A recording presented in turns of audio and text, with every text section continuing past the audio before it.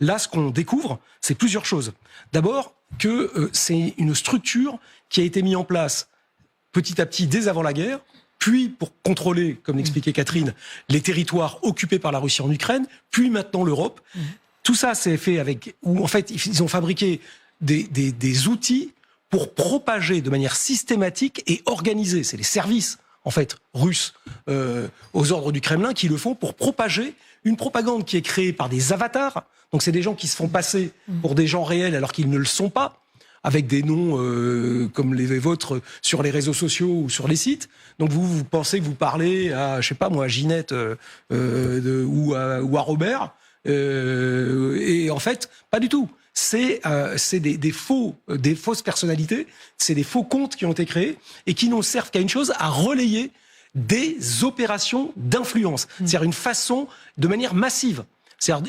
En fait, ils veulent basculer les opinions. Alors, ils ont fait, par exemple, ils créent des messages qu'ils envoient de manière... Ils ont des fermes automatisées où il y a... Expliquons les fermes. Donc, voilà, les grands bâtiments... Ce sont des grands bâtiments dans lesquels, en fait, ils ont créé donc plusieurs centaines de sites internet avec des ordinateurs qui vont relayer au même moment, de manière massive, c'est-à-dire en plusieurs milliers d'exemplaires, le même message qui apparaît soi-disant comme venant de différentes opinions, alors que c'est la même chose. C'est-à-dire que c'est une structure automatisée, c'est un robot. Ce ne sont pas des vrais gens.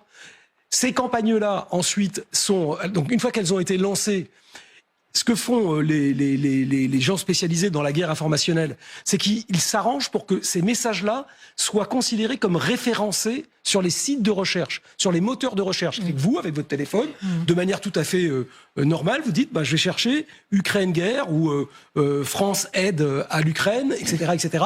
Et au lieu d'avoir les vraies informations qui montent, vous avez ces fausses informations qui ont été créées par des avatars qui, de manière systématique, comme ils ont des moteurs qui les repoussent, vont apparaître les premiers. Donc vous allez cliquer dessus.